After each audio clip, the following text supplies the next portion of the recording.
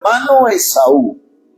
Entonces Jacob dijo a su familia y a todos los que con él estaban: quitad los dioses ajenos que hay entre vosotros, y limpiaos, y mudad vuestros vestidos, y levantémonos y subamos a Betel, y haré allí altar al Dios que me respondió en el día de mi angustia, y ha estado conmigo en el camino que he andado. Qué lindo es decir esto. El Señor ha estado conmigo en el camino que he andado.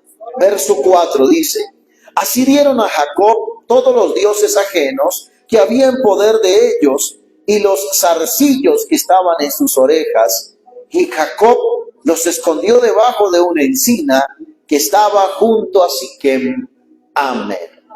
Padre, bendícenos por tu palabra, porque necesitamos, Señor, la potencia de tu palabra obrando en nosotros. Necesitamos, oh Señor, la eficacia de tu palabra manifestándose, oh Señor, en nosotros. Estamos aquí porque queremos esa bendición. Necesitamos esa bendición de tu poderosa mano, Señor. En el nombre de Jesús yo te doy gracias. Gracias por la vida de cada uno de mis hermanos que están aquí. Gracias por la vida de cada uno de mis hermanos que están a la distancia recibiendo este mensaje también. Gracias, Señor. Amén. Tome su asiento, por favor. Gloria al Señor. Y veamos lo que dice la palabra del Señor. Dios le dice a Jacob: levántate y sube a Betel, y quédate allí, y haz allí un altar al Dios que se te apareció cuando huías de tu hermano Esaú. Creo, mis amados hermanos, que todos nosotros queremos tener una familia bendecida. ¿Quién quiere tener una familia bendecida? Diga un fuerte: ¡gloria a Dios! ¡Gloria al Señor! No cabe duda que todos queremos una familia bendecida, que todos anhelamos una familia bendecida. Pero hay mucha gente que no sabe cómo hacer para traer la bendición que tanto anhelan a su casa. Hay gente que no sabe qué hacer o cómo hacer para traer la bendición de la que tanto se habla en la iglesia, como sacar la bendición de la iglesia y hacerla llegar hasta la casa, porque es en casa donde se necesita la bendición, es en casa donde se necesita la paz, es en casa donde se necesita la armonía, es en casa donde se necesita la provisión, es en casa donde se necesitan los milagros. La gente no sabe muchas veces cómo hacer para que la bendición que se mueve en el templo, en la iglesia, en las reuniones dominicales, llegue también hasta su hogar. Este pasaje de la Sagrada Escritura nos revela, mis amados hermanos, unas condiciones importantes que hay que tomar en cuenta para que nuestra familia sea una familia verdaderamente bendecida. Y vamos a ver a la luz de este pasaje de la bendita palabra esta instrucción preciosa. Lo primero que nos dice este pasaje de la Sagrada Escritura es que el Señor le dice a Jacob: levántate. ¿Qué le dijo? Levántate. Tienes que levantarte. Debes levantarte. Muchas veces, mis amados hermanos, como familia nos acostumbramos y nos acomodamos a una forma o a un estilo de vida que está mal. La gente se acostumbra a vivir mal y a estar mal, a vivir lejos de Dios. A veces se acostumbran las personas a ser una familia cristiana que no vive de acuerdo a la palabra, sino que vive de acuerdo al mundo. Se acostumbran a ser una familia que conocen del Evangelio, que saben de la palabra, pero que viven en contravía a la santa palabra. Familias que no son amigas de Dios, son amigas del mundo y por lo tanto se han constituido en enemigas de Dios. Pero el Señor nos llama a nosotros a levantarnos. Y los primeros que tienen que levantarse en la familia tienen que ser los padres. O deben ser los padres. Son los primeros que deben levantarse. ¿Quiénes tienen que levantarse? aquellos que han tenido el entendimiento, aquellos a quienes Dios les ha hecho el llamado, aquellos a quienes Dios ha inquietado. De pronto haya alguien que esté viéndome a esta hora a la distancia y diga: yo he tenido el llamado, pero mi esposa no. O yo he tenido el llamado, pero mi esposo no. Nosotros como padre hemos tenido el llamado, pero nuestros hijos no. Y no por eso deben quedarse, no por eso deben paralizarse, no por eso deben acomodarse a una forma de vida contraria a lo que dice la palabra del Señor, sino que tienen un llamado, y es un llamado superior, no, es un supremo llamamiento. Deben levantarse. El Señor le dice a sus siervos: levántense. Aquel padre de familia que tiene a sus hijos, a su familia, a su cónyuge en incredulidad, el Señor le dice: levántate. Aquel hijo que tiene a sus padres, a sus amigos, a sus familiares en incredulidad, en desconocimiento de la gracia redentora de Jesucristo, el Señor le está diciendo: levántate. El Señor nos dice a nosotros: levantémonos. Diga gloria a Dios. Somos llamados a levantarnos. ¿Pero a levantarnos en qué? ¿En protesta? ¿En rebelión? ¿Para discutir? ¿Para acusar? No, tenemos que levantarnos en oración. Y es lo que menos la gente quiere hacer hoy. Me llaman y me dicen: pastor, hoy los que han tenido el llamado deben levantarse en oración, en clamor por los hijos, en clamor por las hijas, en clamor por el matrimonio. Ya no podemos seguir siendo indiferentes. Leí una frase que ahora se ha hecho muy notoria en las redes sociales, la publican y dicen, esta frase reza lo siguiente: lo preocupante no es la perversidad de los malvados, sino la indiferencia de los buenos. Así que somos llamados nosotros a levantarnos en oración y en clamor por nuestra familia. ¿Qué le dice el Señor a cada uno? Levántate. Primera condición para que nuestra familia se convierta en una familia de bendición, en una fuente de bendición. El Señor dice: levántate. Lo segundo que el Señor le dice a Jacob es: sube a Betel y quédate allí. Nosotros como familias que estamos en Cristo tenemos que comprender que no podemos dejar de congregarnos. La palabra Betel significa casa de Dios. Y si verdaderamente nosotros queremos que nuestra familia sea una fuente de bendición, que nuestra familia sea muy bendecida, tenemos que tener presente nuestro deber de congregarnos, de venir a la casa de Dios. Tenemos que luchar en este tiempo, cuando la gente dice: estoy muy ocupado y no tengo tiempo. Debemos luchar por el tiempo que nosotros queremos dedicarle al Señor. Y para esto nosotros tenemos que ser cristianos disciplinados. Así como el hombre de la casa sabe que tiene un compromiso laboral y debe regirse según una disciplina, levantarse a tal hora, prepararse y llegar al sitio de trabajo a tal hora, presentarse, cumplir con un determinado protocolo y unos determinados requerimientos, lo mismo debe suceder en la vida cristiana. Si nosotros, mis amados hermanos, somos indisciplinados, nosotros permitiremos que el enemigo, que el mundo, que la cultura, que las ocupaciones, que la familia, que los trabajos absorban la totalidad del tiempo que nosotros queremos dedicarle al Señor. El Señor le dijo a Jacob: levántate, pero no solamente le dice levántate, sino que además le dice: sube a Betel. Betel significa casa de Dios. Y si nosotros queremos que nuestra familia sea bendecida, debemos ser disciplinados en el tiempo que nosotros separamos para el Señor. Tenemos que apartar tiempo para congregarnos. tenemos que ser celosos con el tiempo que le dedicamos al Señor. Nuestro hermano pastor Giovanni, que está pastoreando la iglesia que el Señor nos permitió plantar en Cúcuta, él tiene una frase y dice: el tiempo de Dios no se negocia con nadie, es de Dios y con nadie se negocia.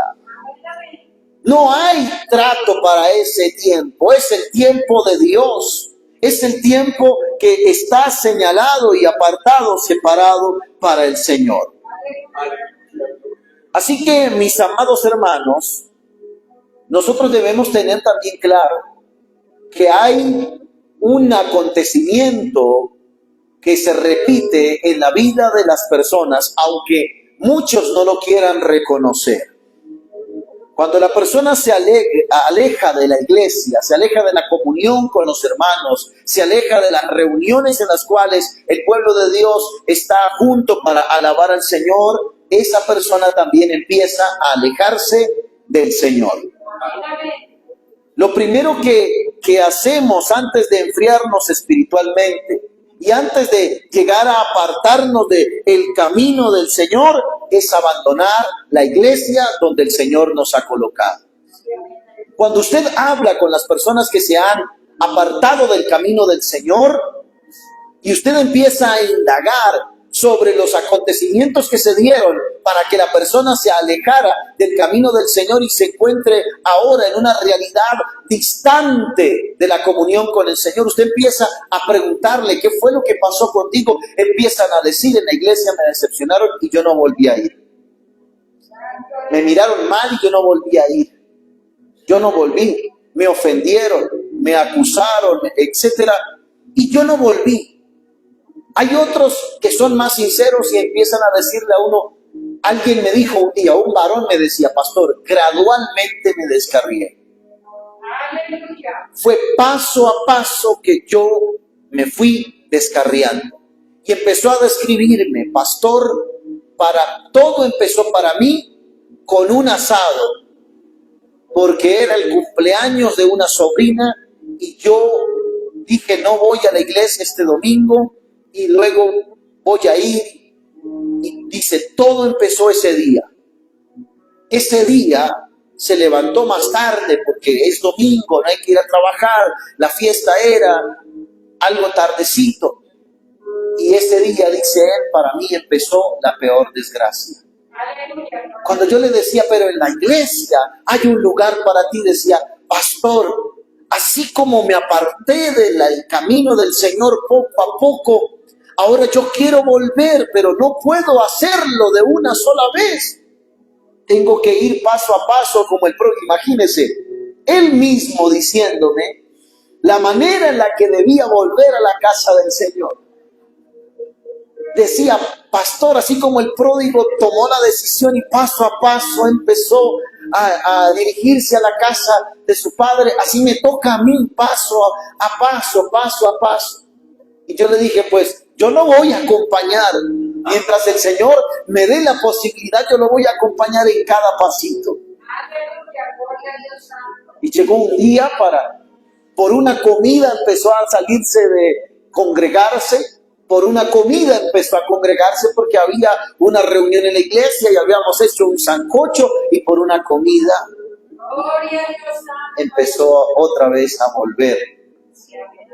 O sea que al hombre lo ganábamos no por el corazón, sino por la barriga, por el estómago. Pero gloria a Dios que regresó al camino del Señor. A veces no nos damos cuenta y el enemigo está en una lucha feroz y terrible por robarse el tiempo que nosotros le queremos dedicar al Señor. ¿Hay alguien que haya sentido esa lucha? Propóngase usted orar. Todas las noches voy a orar tanto tiempo, a ver qué pasa. Propóngase usted cada mañana a orar o a cantar o leer la palabra, a ver qué pasa. El enemigo lucha para quitar ese tiempo que se le quiere dedicar al Señor.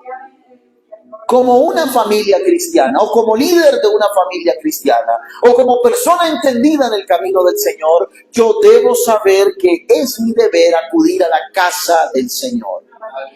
La iglesia en esta etapa post-pandemia se ha acomodado. Está viviendo en el conocimiento de la Escritura, pero sin practicar la Sagrada Escritura. Y todo se quiere a domicilio. Pero nosotros sabemos que debemos apartar tiempo para el Señor. Amén. Debemos apartar tiempo para estar en la casa del Señor. Así que, mis amados hermanos, si nosotros queremos ser bendecidos en nuestra familia, tenemos que subir a Betel. No dice que el camino es plano, no dice que el camino es llano. Dice, tienes que subir. Y subir cuesta muchas veces.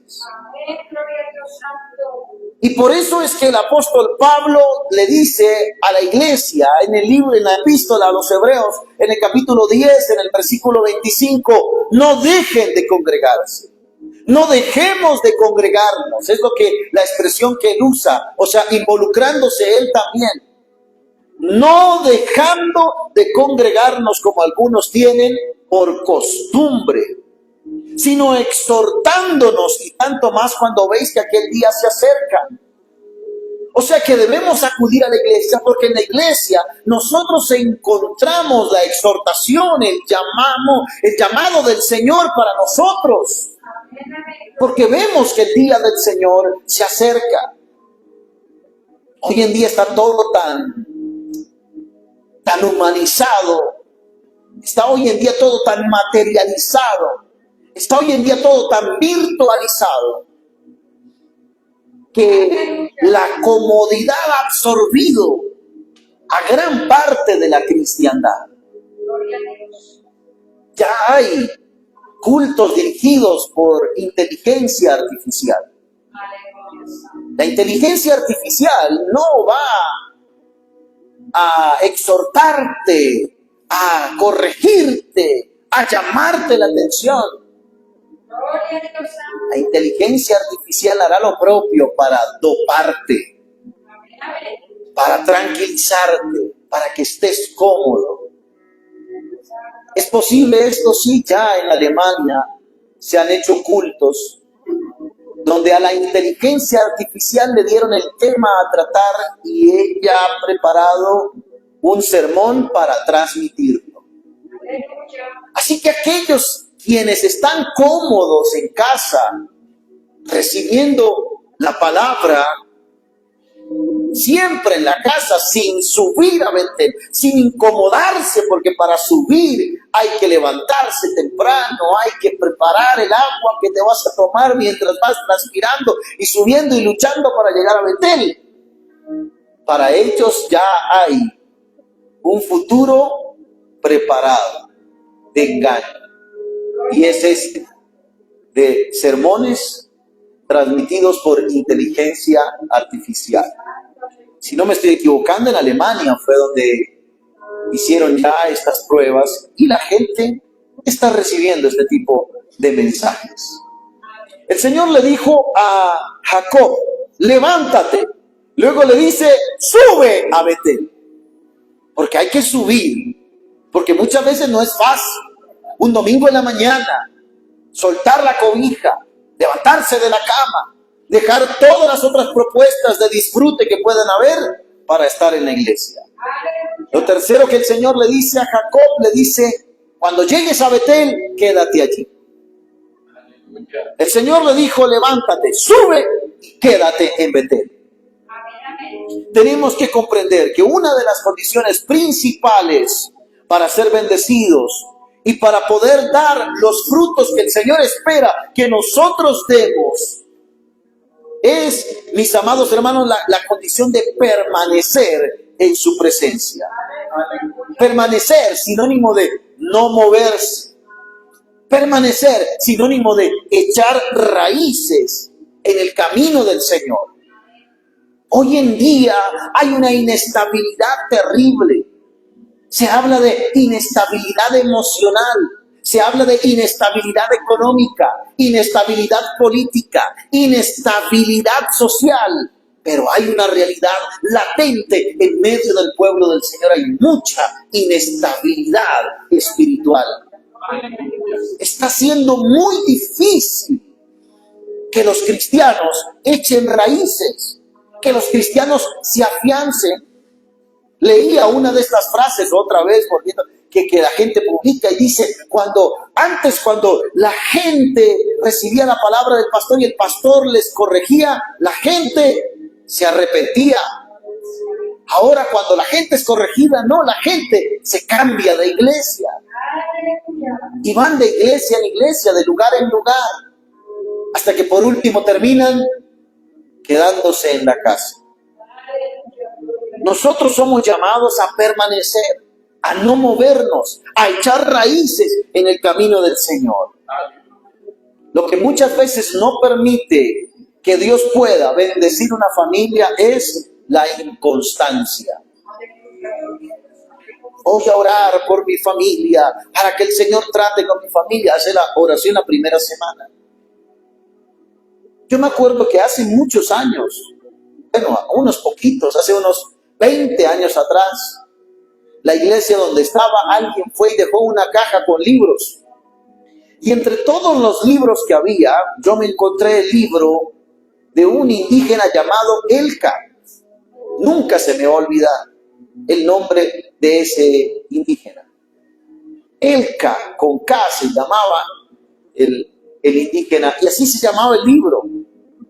La historia relataba de que un misionero llegó a predicarles la palabra a esa comunidad indígena, pero eran una comunidad indígena demasiado cerrada, demasiado complicada, y allí en esa comunidad indígena gobernaba el brujo que más potencia tuviera.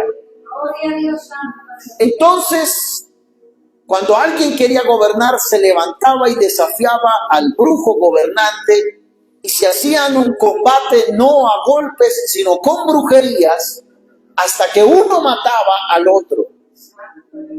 Elca creció, aprendió sobre el mundo de los espíritus y las invocaciones, y el enemigo le enseñó lo que no sabía también. Es un libro grande, eso parecía una Biblia, ese libro. Yo me lo leía todas las madrugadas, trabajaba en una radio.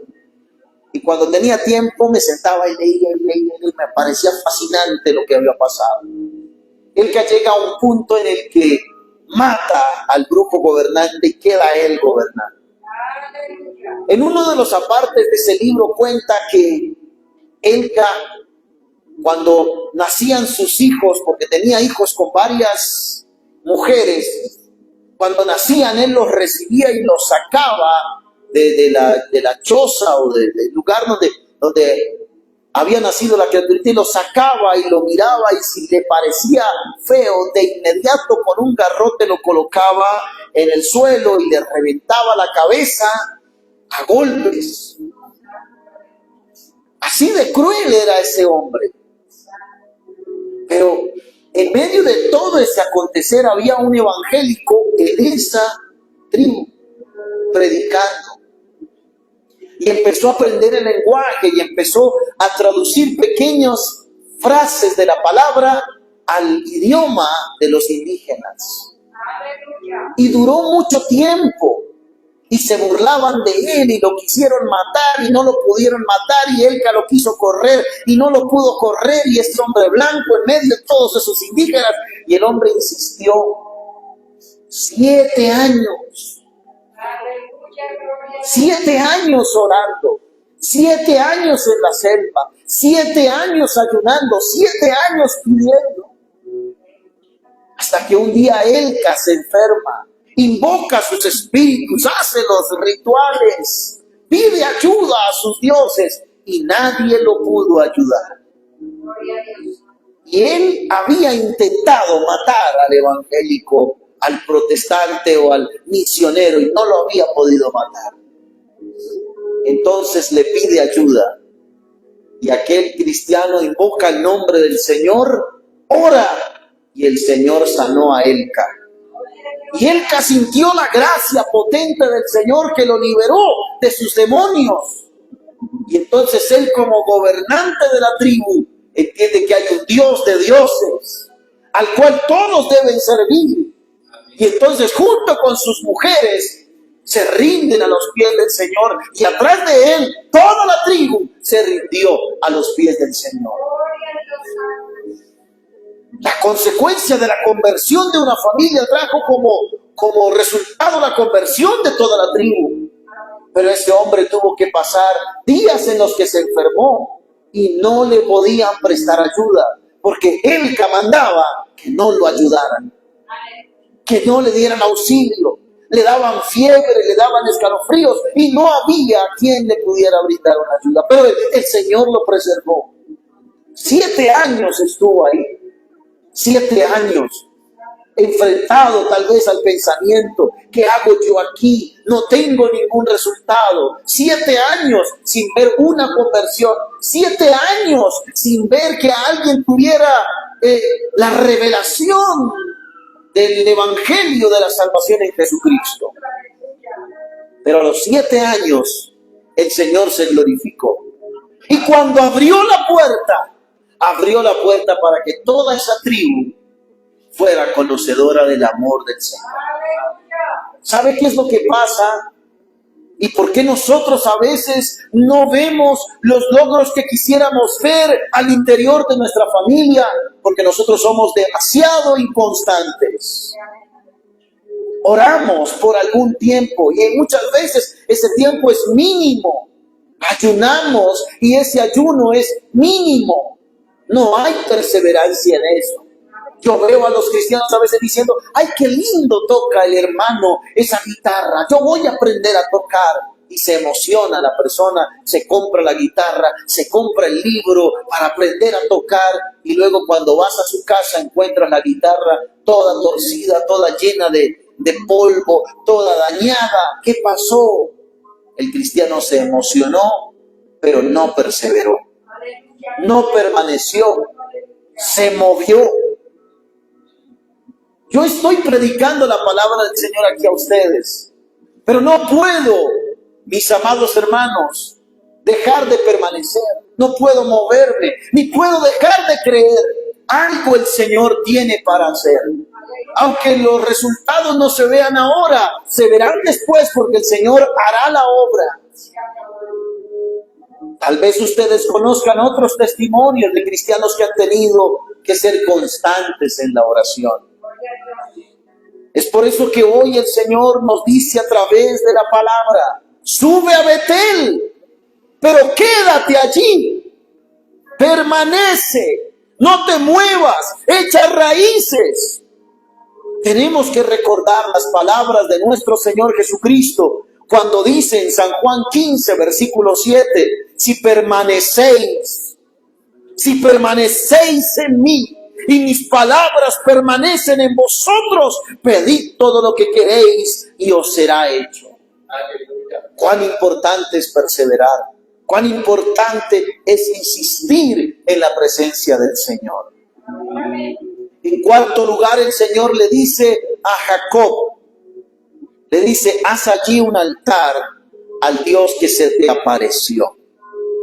Haz allí un altar. Le dice, levántate, sube, quédate y haz un altar. No podemos vivir una vida de religión nada más. Un altar habla de adoración. Un altar habla de nuestra relación con Dios. No puede ser una costumbre. Hay gente que acude a la iglesia por costumbre. Pero así como acuden a la iglesia por costumbre, un día rompen esa costumbre y se van a otras actividades. No podemos acudir a la iglesia por tradición, porque si acudimos a la iglesia por tradición vamos a terminar siendo como los religiosos que en una semana por allá de abril se acuerdan del Señor y por allá en diciembre se vuelven a acordar de Él. En un tiempo celebran su nacimiento y el otro tiempo viven crucificándolo. Tenemos que enseñarle a nuestra familia, y este es un deber de nosotros los padres cristianos. Tenemos que enseñarle a nuestra familia que cuando nos congregamos, cuando nosotros vamos a la casa de Dios, no vamos solamente por ir. Nosotros no vamos a un club social.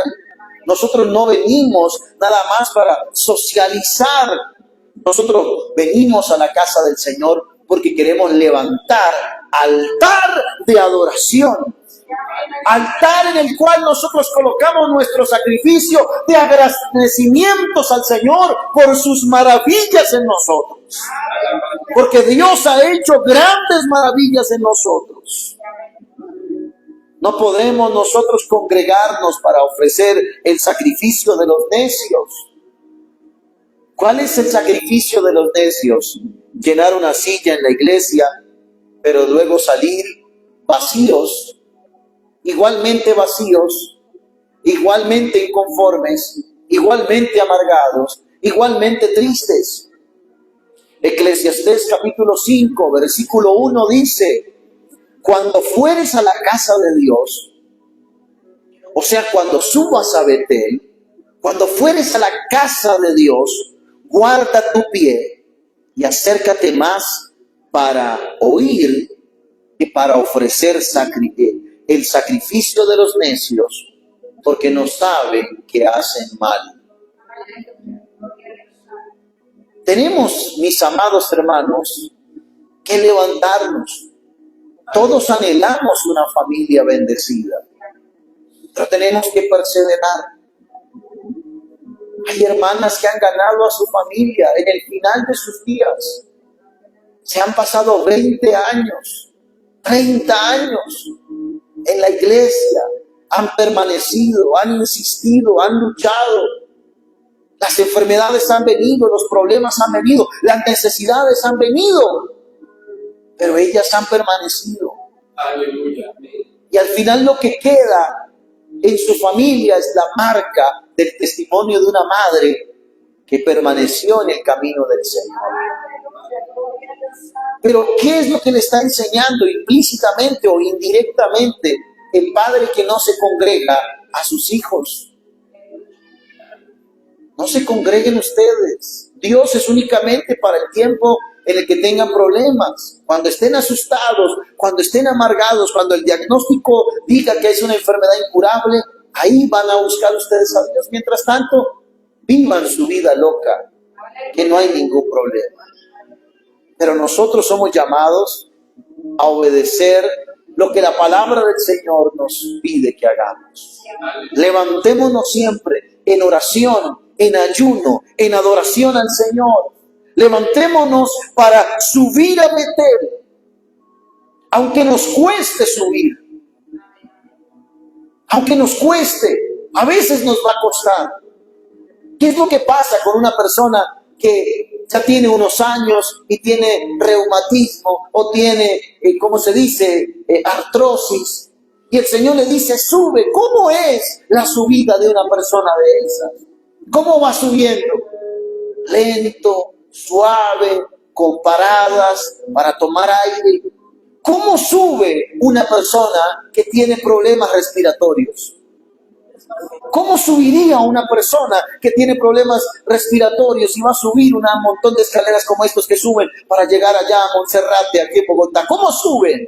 Despacio, lento. Hay que parar, hay que tomar aire, hay que hidratarse. El que tiene reumatismo, me duele la rodilla, pare un poquito. Pero si está decidido, sube porque sube. Otros van a querer el teleférico. No, yo voy en teleférico. Pero el día que no haya teleférico, no sube.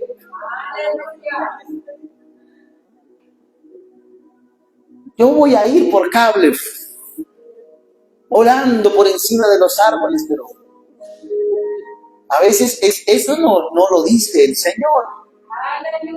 Tendremos que pasar por los desiertos. Y a veces la gente quiere pasar los desiertos alzados en las oraciones de los demás, en el ayuno de los demás. A veces queremos que el camino sea plano para congregarse. Sabe que este tiempo y el que viene antes de que el Señor aparezca en gloria para tomar a su iglesia, la subida para ir a Betel va a ser más empinada. Alguien me dijo hace un tiempo, enero del año pasado, me dijo: pastor, antes de la pandemia, nosotros reuníamos cada domingo en nuestra iglesia 1,200 personas. Ahora luchando, llamando, inquietando, 300, 400 personas. Vino la pandemia y le enseñó a la gente a quedarse en casa. Y si alguno se quiere escapar, la inteligencia artificial le dirá: quieto ahí, porque aquí estoy yo para darte todo lo que quieres escuchar. Mis queridos hermanos, levantémonos en oración, levantémonos en ayuno, levantémonos en clamor por nuestra familia. Subamos a Betel, no dejemos de congregarnos como los fríos tienen por costumbre, y levantémonos para subir a Betel y quedarnos en la presencia del Señor, haciendo altar para adorar al Señor, porque Él ha sido bueno. Él no merece desprecio, Él no merece menosprecio, Él no merece ingratitud, Él no merece lo que la gente y la cristiandad le está haciendo hoy en día, que le están dejando de lado. Él merece toda nuestra atención, todo nuestro respeto, toda nuestra fidelidad, todo nuestro amor. Él merece nuestra adoración. Él merece lo mejor de lo mejor de nosotros. Padre maravilloso, yo te doy gracias, Señor, por tu palabra, que es viva, que es eficaz. Te doy gracias, Señor, por tu palabra, que es maravillosa. Qué bueno, Señor, has sido tú con nosotros. Qué bueno has sido, Señor, con mis hermanos, y qué bueno has sido con mis hermanas, oh Señor. Hoy en tu presencia estoy, Señor, para adorarte, para exaltarte, para bendecirte, oh Señor, para decirte, oh mi Dios, que te amo. Mis hermanos te aman, Señor, y hoy reunidos en tu casa, levantamos nuestras manos para adorarte y para decirte gracias por tanto, gracias por tantas cosas, Señor, que